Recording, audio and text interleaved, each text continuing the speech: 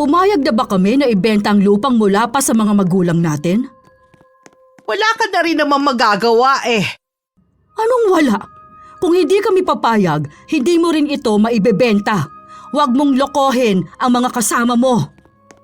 Itikom mo nga yung bibig mo, ha? Pakikinabang rin kayo kapag naibenta na ang lupang to. Ang sabihin mo, ikaw lang ang makikinabang. Baka nga balak mo pang solohin. Kahit ano pa ang pagtutulang gawin mo, wala ka na nga magagawa. Tingnan lang natin. Ang mabuti pa, Tsoleng, bumalik ka na lang sa Maynila. Hindi ka kailangan dito. Bakit ako aalis? May karapatan ako sa bahay na ito. Kung meron mang kailangang umalis, ikaw yun. Hindi ka na nahiya sa mga magulang natin. Matagal na silang wala. Huwag mo na silang isali. Bakit? Silang nagpundar ng bahay at lupa na ito. Wala ka man lang bang katiting na pagpapahalaga sa pinaghirapan nila? Kaya ayaw kitang kausap eh. Puro kakadramahan. Ganyan ba talaga kapag namatayan ng asawa, ha? Wag na wag mong isali sa usapan ng asawa ko. Wala siyang kinalaman sa pinag-uusapan natin. Pasensya na kayo sa kanya, ha? Sa ibang araw na lang tayo bumalik. Wag na kayong bumalik dito. Huwag kayong maniwala sa kapatid kong yan. Wala kaming balak na ibenta ang lupa ng mga magulang namin. Tumahimik ka nga. Aalis kami ngayon pero magtutuos pa tayo. Hindi ko makakalimutan ang ginawa mong pagpapaya sa akin. Hindi ako pumasok sa loob ng bahay hanggat natatanaw ko pa si Ate Matilda at ang mga kasama niya. Nung gabi hindi ko inaasahan na darating ulit si ate. Agad niya akong sinugod ng sampal. Hindi naman nakagalaw ang anak ko na nabigla sa nangyari. Napahawak na lang ako sa pisngi ko na nasaktan habang nakatitig sa kapatid ko. Akala mo siguro palalampasin ko ang ginawa mo, no? Ganun ka ba kauhaw sa pera, ha? Wala ka ng pagsasaalang-alang sa amin ng mga kapatid mo at sa mga magulang natin. Ilang beses ko bang sasabihin na wala na akong pakialam sa inyo? Wala na nga talaga dahil pakiramdam mo nasa taas ka na. Hindi mo na nararanasan na maghirap katulad namin. Kasalanan mo kung bakit nagmamatigas ang mga kapatid natin. Bakit kasi umuwi-uwi ka pa rito eh? Natural, dahil dito talaga ako nakatira. Kung dati ay sunod-sanura ng mga kapatid natin sa'yo, sa kabila ng sama ng ugali mo, dahil malaking respeto nila sa'yo. Pero sumusobra ka na sa ginagawa mong pagtrato sa kanila. Natural lang na sumunod sila sa akin dahil ako ang panganay. Ginagamit mo lang ang pagiging panganay mo para lamangan kami. Kapag hindi mo nakumbinsi ang mga kapatid natin, humanda ka sa akin. Huwag mo akong laging pinagbabantaan. Hindi ako natatakot sa'yo. Ano bang pinagmamalaki mo, ha? Maynila lang naman ang narating mo, ah. Wala ka pa naman napapatunayan. Wala nga siguro para sa'yo. Dahil ang lagi mong basihan na malayo nang narating ay kung gaano karami ang pera ng isang tao. Dapat naman talaga ganon. Mas masarap kayang mahiga sa pera kaysa mahiga sa malamig na banig. Umalis ka na. Baka kung ano pang magawa ko sa'yo. Sige, aalis ako. Pero tandaan mo, hindi ako titigil hanggat hindi ko nakukuha ang gusto ko. Ayos lang po ba kayo, Nay? Oo, ayos lang ako. Kung alam ko lang nasasaktan kayo ni Tia Matilda, hindi ko na sana siya pinatuloy. Hindi mo na rin naman siya mapipigilan pumasok dito. Bakit kasi pinipilit niyang ibenta ang lupa ng mga magulang ninyo? Pera lang kasi ang mahalaga sa kanya. Hindi niya iniisip kung saan titira ang mga kapatid namin. Makasarili nga siya. Lahat naman kayo mababait eh. Bukod tanging siya lang ang kakaibang ugali. Nagtataka nga rin kami. Magsasara na nga ako. Baka bumalik pa si Tia Matilda. Ilang araw din akong hindi mapakali. Inaalala ko kasi baka bumalik si Ate Matilda kasama ang mga interesadong bumili ng lupa namin.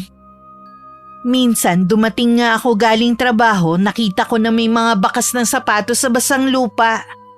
Doon ko na sigurong bumalik nga sila. Naiiling na lang ako sa pagkadismaya sa ginawa ng ate ko. Lingid pala sa kaalaman ko, kinakausap na rin niya mga kapatid namin. Sa pilitan niyang pinapaamin ng mga to kung nasan ang titulo ng lupa. Ano na naman ang kailangan mo, ate? Nakausap ko na yung tatlo. Nasa'yo ba ang titulo ng lupa? Hindi ko alam kung nasan yung titulo. Ang buong akala ko nasa iyo. Yun din ang pagkakaalala ko nun eh. Kaya nagtataka ako kung bakit wala sa akin. Sigurado ako na isa sa inyo ang kumuha nun. Baka naman kusa mo na ilagay. Ikaw ang panganay. Sa iyo ipinagkatiwala yun ng mga magulang natin bago sila namatay. Hindi kaya na kay Choleng? Malabo yan sinasabi mo. Alam mong ilang linggo pa lang mula nang dumating si Ate Choleng at hindi naman siya nakakapasok sa bahay niyo. Ay, baka naman nakuha niya yon bago pa siya inuwi ni Lando sa Maynila. Naniniwala ako na wala sa kanya yung titulo ng lupa. Ay, puro na lang problema. Kung tutuusin, marami ka ng pera. Bakit problemado ka pa? Maswerte pa rin pala kami kahit naghihirap, nagagawa pa rin naming tumawa. Kayo yon, dahil wala naman kayong magagawa kundi ang itawa ang kalagayan nyo. Kung iinsultuhin mo na naman ako at ang pamilya ko, mabuti pa umalis ka na. Tandaan mo to ha, kapag nagkaroon ng emergency sa pamilya mo, hindi kita tutulungan. Hindi pa hihintulutan ng Diyos na mapahamak ang pamilya ko dahil alam niya na wala kaming malalapitan. Huwag kang pakakasiguro dyan sa sinasabi mo. Sa bagay, meron ka nga palang malalapitan. Tingnan ko lang kung hanggang saan kayo kayang tulungan ni Choleng. Hanggang ngayon, palaisipan pa rin sa akin kung bakit nagagalit ka sa amin. Hindi naman kami lumalapit sa iyo para humingi ng tulong ha. Dapat lang. Magsubikap kayo para marating nyo rin kung nasan ako ngayon. Kung nasan ka man ngayon, may kasamang swerte yan. Hindi lahat binibiyayaan ng tulad ng sayo. Sana maisip mo, hindi lahat pare-pareho ng kapalaran. Araw ng linggo, naisipan kong puntahan muna si Bernardo para makipagkwentuhan. Gusto ko na rin itanong sa kanya kung bumalik ba si Ate Matilda sa bahay.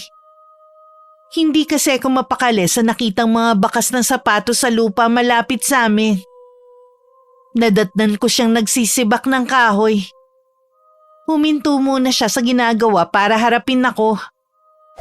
Naglabas naman ng maiinumang hipag ko bago pumasok ulit ng bahay. Hindi na ako magpapaligoy-ligoy pa. Nanggaling ba dito si Ate Matilda? Sigurado kasi ako na galing siya sa bahay. Nung isang araw, nanggaling siya rito. Pilit akong pinapaamin kung nasaan ang titulo ng lupa ng mga magulang natin. Siya naman ang may hawak nun dahil sa kanya pinagkatiwala. Nasa akin ang hinahanap niya. Ha? Ano? Paanong napunta sa'yo? Hindi ko rin maipaliwanag kung paanong napunta sa akin. Sa Maynila ko nga nakita na nasa gamit ko pala. Itinago ko na lang muna. Tsumitsyempo lang ako kung paano sasabihin sa inyo. Ibig sabihin, matagal nang nasa'yo?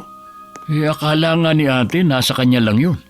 Kailan lang niya nalaman na wala pala sa pangangalaga niya? Kaya malakas ang loob niya na kahit hindi tayo pumapayag, ay naghahanap siya ng buyer dahil akala niya nasa kanya. Ingatan mo Ate Choleng ang titulo. Huwag mong hayaang makuha niya yan, kundi kawawa tayo. Hindi talaga. Huwag mo na lang banggitin sa iba nating kapatid. Baka kasi madulas pa sila at masabi kay Ate Matilda. Huwag kang mag-alala. Magiging tikom ang bibig ko sa bagay na ito. Nag-iisip nga ako na ibigay na lang ang parte niya para hayaan na lang niya tayo sa mga buhay natin. Kinausap ko nga ang mga kapatid natin sa bagay na yan. Kapos din sila ngayon. Pero gusto nilang naiisip mong plano. Kahit sila kasi, nahihirapan na rin pakisamahan si Ate Matilda. Makakagawa din tayo ng paraan. Tiwala lang. Bakit hindi mo nga pala kasama si Dina? May pasok siya ngayon. Bukas pa ang day off niya. Hindi ka naman ba nahihirapan sa trabaho mo ngayon? Hindi naman. Nakakangalay lang ang paghalo. Kung may makikita ka na mas magaan na trabaho, pwede ka namang umalis dyan. Ayos na sa akin ang ganitong trabaho. Sa edad kong ito, di na ako pwedeng mamili pa. Tsaka magkasama naman kami ng asawa mo sa trabaho. Sabi nga ni Letty, masipag kang araw at hindi mareklamo sa trabaho. Kahit naman kasi nasa Maynila ako, sanay ako sa hirap doon. Gusto nga ng mga anak ko na magtrabaho sa Maynila pagkatapos ng pag-aaral nila. Hindi ko alam kung papayagan ko ba, lalo na puro sila babae. Kabisado ni Dina ang Maynila. Kung halimbawang gusto ng anak ko na bumalik doon at magtrabaho, pwede mo namang pasamahin sila. May mga kamag-anak din naman ang asawa ko doon. Pwede nga. Ayoko rin namang maging hadlang sa pangarap nila. Kaya lang, bilang ama, nakakapag-alala rin kung sila lang ang makikipagsapalaran sa Maynila. Ay paano? Saka na lang tayo magkwentuhan. Pauwi na kasi si Dina. Gusto nun, may pagkain na agad pag uwi sa bahay. Nag-aagaw na rin ang liwanag at dilim nang umuwi ako sa amin. Malayo pa lang natanaw ko ng bukas ang pinto pero walang ilaw ang buong bahay. Kaya alam ko na wala si Dina. Nasisiguro kong sinara ko yun kanina. Kinapa ko pa ang susi sa bulsa ng suot ko. Binilisan ko pa lalo ang mga hakbang. Nang makapasok ako, dumiretso agad ako sa kwarto. Biglang nanghina ang mga tuhod ko. Napasandal na lang ako sa dingding dahil pakiramdam ko anumang sandali bibigay ang katawan ko. Hindi ko alam kung gaano katagal ako nasa ganung ayos nang marinig ko ang papalapit ng mga yabag. Nay, Nandito ako. anong nangyari dito? Bakit nakasabog ang mga gamit natin? Ninakawan ba tayo? Ganun na nga anak. Nasisigurado kong natangay ng mga taong yon ang pera sa kahon ng sapatos. Wala na itong laman. Nay, meron po akong sasabihin sa inyo. Kinuha ko po yung pera sa kahon. Ano? Ikaw ang kumuha? Kasi po, Nay, dyan nyo lang kasi inilagay sa kahon ng sapatos Kaya kinuha ko na. Tama lang pala ang desisyon ko na kunin at ilagay sa bangko ko. Ay, pambihira ka talagang bata ka. Munti ka na akong atakihin dahil akala ko'y natangay ang pera natin. Sorry po, Nay Nakalimutan ko kasing banggitin sa inyo Natatawa ka pa talaga sa lagay na yan. Ipon nyo po ba yun ni tatay? Ay, oo. Ipon nga namin yon ng itay mo. Uso pala ang akyat bahay dito sa probinsya.